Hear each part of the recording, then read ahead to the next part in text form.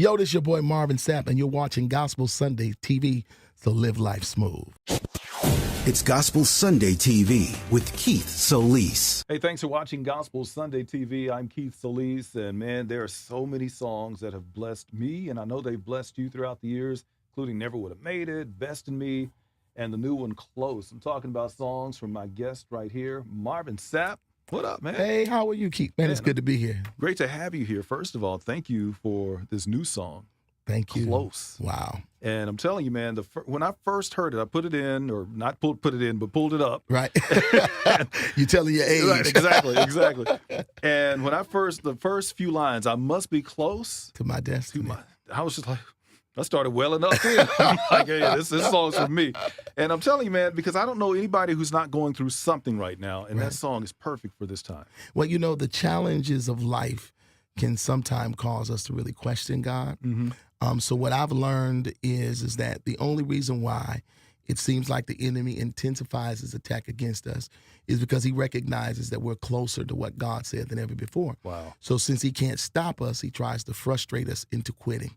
And that's why the Bible says that we're not supposed to be weary in well-doing, because in due season we're going to reap a harvest if we faint not. So, you know, when the enemy begins to rear his ugly head, don't give up because you're close. There you go. Yeah. Now, this album for you is number what? 11. Wow. I know, man. I've been around forever. I started young. I try to tell everybody that, too. No, because everybody think I'm an started, old man and stuff. I don't play that. You started in commission with Fred Hammond, like back in the day.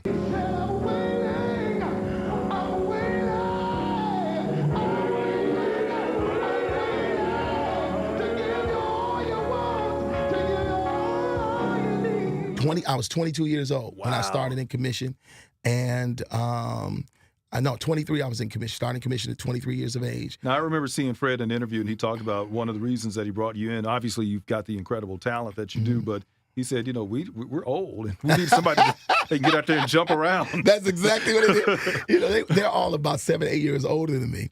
So when I came to the group, you know, I was this young, fresh out of college, 22, 23-year-old guy who had tons of energy and who was jumping all over the stage and, you know, had a little voice as well.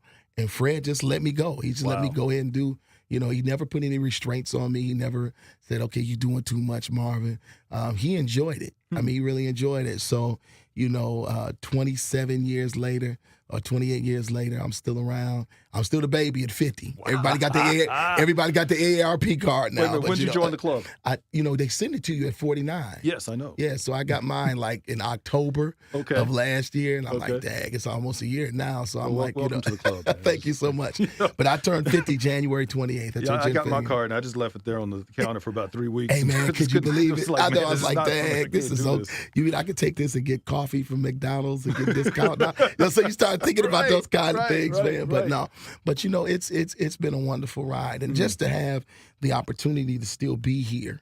You know, what people fail to realize is that, you know, this industry is very different. Absolutely. Music industry, people think gospel, you know, it's all the same. It's only it's music business until you're on stage. It's gospel music business when you sing it, but when you're off that stage, it's music business. And the fact that I'm still relevant after all these years is a really great thing. But man, songs like Best in Me, Never Would Have Made It, and those aren't what you would consider crossover songs. Those are church records. Straight church songs, church songs, just but straight to this day being played still on R&B radio, man. I appreciate it because they're helping me put my kids through college. But, you know, when I did them, they was little. I was like, man, you know, it's just been an amazing ride, and the fact that, you know, even the younger generations, the millennials, are yet still embracing our music is just a great, great thing. There's a guy on social media named Plies. Everybody knows who Plies is. But, you know, every now and then, you know, you'll see him with all the foolishness that he's talking about. Every now and then he'll start playing He Saw the Best in Me because he said that's his favorite song on the planet. Wow.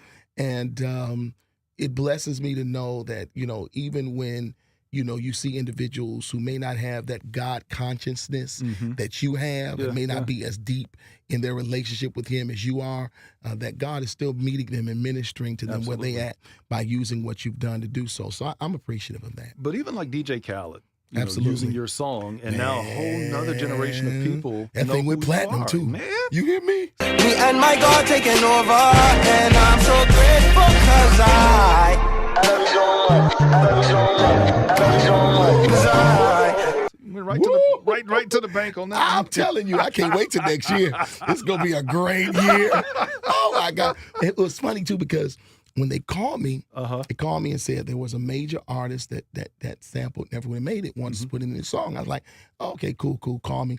So I said, well, can you send it to me so I can hear it? They said, well, no, he wants to play it, over on a conference call. I said, okay, cool.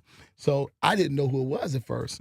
And then I'm on the phone and it comes in and he says, man, I enjoy your music. You've been a blessing to me. Even though I'm not a Christian, I just want you to know that, your songs have been a great, great blessing to me. And he said, I'm DJ Khaled. I was like, oh, wow. And then next thing I know, Chance the Rapper's on the phone talking about, yeah, man. So me and DJ Khaled did a song and we sampled Never Would Have Made It. And we put in this song and it's about my son. And I was like, this is crazy. So they played the song and I'm gonna be honest, I couldn't hear the song because all I was hearing was ching, ching, ching, ching, ching, ching, ching, ching, ching. And all I was hearing is, I said, this is gonna be a great, great season. So, just to know that you still have that impact and that relevance, in the industry. And not only that, with people that are coming behind you is a great, great thing. Yeah. Now, one of the songs on your new album, Close, that has a lot of people talking is Listen. This is a song that was written and produced by R. Kelly. In fact, he's on the intro of the song, but it is a phenomenal song. Yeah. But, with that came some controversy. Church folks were upset and looking at you kind of crazy and all this kind of stuff. What's going on with that? Blogging on the brother and everything, preaching on me. Well, I want you to turn to the one next to you and tell him, you tried your way. What drives me and what keeps me going each day, for the most part, is the passion that I have for the calling on my life. I'm just a very strong believer that based upon scripture, that the message is always bigger than the messenger. Always been that way. And what people don't know is that whenever you do a CD, the CD was already done before all the controversy began to come out. So once the controversy began to come out, my record company, my attorney, their attorney, we all got together. We began to talk about possibly pulling the song off the record. And I told them, I said, before we jump the gun, let me just pray about it and see if that's the direction that I need to go into. And I made a decision that we're not going to pull the song because I felt like the message of this song needed to be heard by the masses because the message to me is far bigger than the messenger. And all we have to do is just look in scripture. God used so many different people, and every person that he's ever used outside of his son, Jesus Christ, was flawed because of the simple fact that we were all born in sin. We were all shaped in iniquity. So when you look at Moses, Moses was a murderer. When you look at Noah, Noah was a drunk. When you look at David, David was a philanderer, but he was still considered a man after God's own heart. Wow. When you look at Peter, Peter was a cusser. He was a cutter. But at the same token, the words that he spoke is what Jesus used to establish the church. Even God at one point in time decided to use a donkey to speak through that donkey in order to get the message to the masses. So when I look at how God uses individuals, I said to myself, I would be foolish to throw away a message that is going to impact many because of the messenger. Because God never threw us away. Wow. He still uses us. He uses us all. I'm not perfect. You're not perfect. There's nobody outside of Jesus Christ that was perfect. So, as a preacher, teacher of the gospel of Jesus Christ, it's my responsibility not to condemn. It's my responsibility to pray for if it's right, if it's wrong. If you believe the allegations, if you don't believe the allegations, whatever it is, it's not my responsibility to condemn. I pray for all that's involved. Absolutely. So that's what I've done. And, at the end of the day, I'm a Galatians 6:1 guy, and I've been saying this over and over again. The Bible says that if you find somebody that is overtaken with a fault, that those of us who are spiritual are supposed to restore them in a spirit of meekness, considering ourselves lest we fall into that same temptation. So I made a decision that I felt that because of the lyrical content of that song, that the message was far more greater than the messenger. Because if you just listen to the song speaks of how God, in his infinite wisdom and knowledge, can speak to you in your circumstances if you just pay attention and listen because he's trying to tell you something. Absolutely. Well, one of the other things that you did that I just thought was phenomenal was the Unsung Special. God has given me some great songs that have encouraged so many people, but those songs have always been birthed out of very painful situations. I don't know if I want any more hit songs. because I don't want to have to go through what I had to go through to get them. Yeah. And dude, I'm telling you, man, we the same age, and I'm just sitting on my couch just falling. Just like, my wife came in, what's wrong with you? Like, you don't understand.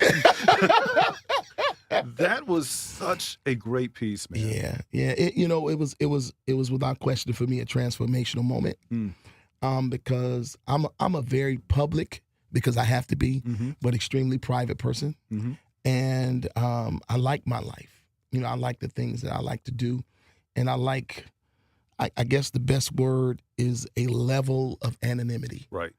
Even though I know, because, I'm a gospel artist, celebrity kind of person, that there's never going to be total anonymity, but I like a level of it. So doing this, when they call me, I was like, man, every time I see Unsung, it's about some cracked out guy whose career is going down the pot, and I don't want to do this. So I told him, I said, man, I don't think I'm interested in this, because, my career is still doing good, and I don't want my career, people to think that my career is on life support. I'm still doing well. Yes.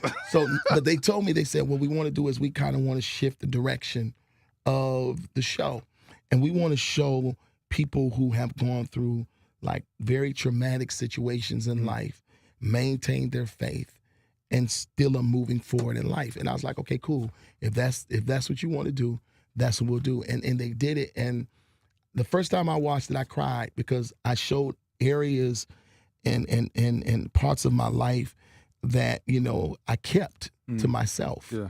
And people that were close to me know these things, but to expose all of your dirty laundry to people across the world is amazing. And the numbers were through the roof on the show, and just the whole 9 yards. So there are people that know things about me that I kind of hid and kept to myself for years.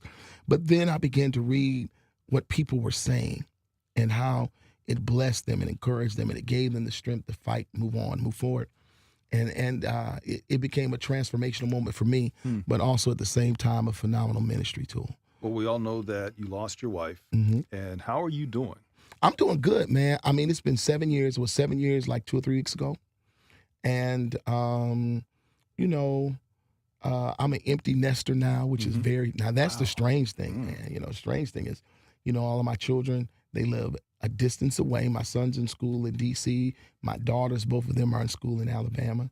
So, I'm at a place now where I'm trying to reforecast my life, and kind of trying to write out the vision for the next however many years I'm on the earth. Now, are people trying to hook you up and all that? Oh, they've been doing that for years. They've been trying to do that for years. But at this particular point in time, for the first 7 years, I was really focused on raising my children. Right. They went through like a really, really difficult thing of losing their mom. Absolutely. And I felt that it would have been extremely selfish and unfair of me for me to focus on my personal needs, rather than focus on the needs of adolescent and preteen children. Wow. So I just took the time. I said, for 7 years, I'm going to focus. Now, I dated within that 7-year period. Most women did not understand my stance, because I was serious. I was like, look, I'm not locking into anybody. I'm going to focus on my children, and this is what I'm going to do. And then once I get them to a place where I feel like they're mentally healthy enough for me to move on, I'll make that shift. My kids are mentally healthy enough now. They're grown. My son's about to go to law school next year. Wow. My daughter's a junior in college. My baby girl's a freshman. And they understand, that daddy is a better man with someone than he is without him. So, maybe someday soon, somebody might see me posted up with a boo.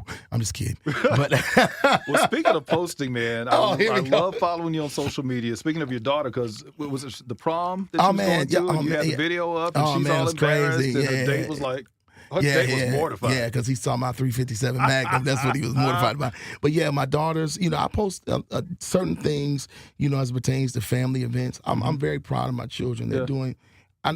I know kids that have gone through less, and they don't have a good sound mentality, nor are they healthy mentally. Wow.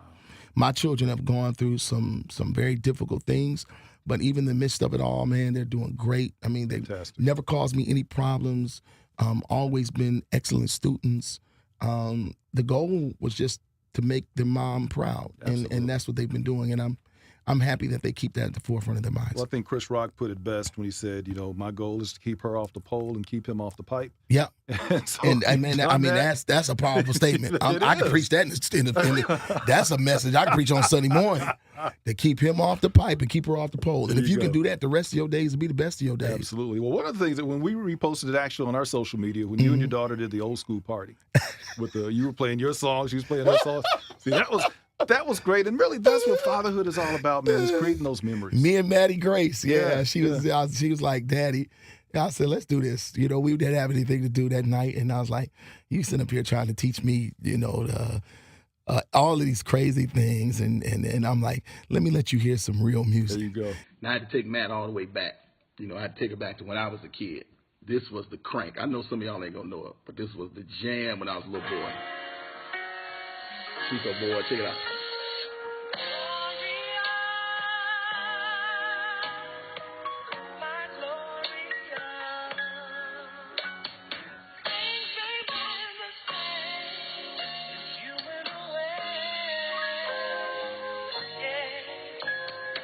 And I started playing that old school stuff, and she's like, y'all used to listen to this? I was like, are you kidding? Man. This is a jam. That's right. But what's funny? Now they listen to it. Yes. My kids are listening to that stuff. And for Christmas, though, they took me, my goodness, Christmas, we always spend 2 weeks together at my condo in Florida. And, they was like, Dad, these next 2 weeks, we just going to listen to our music. I just said, okay.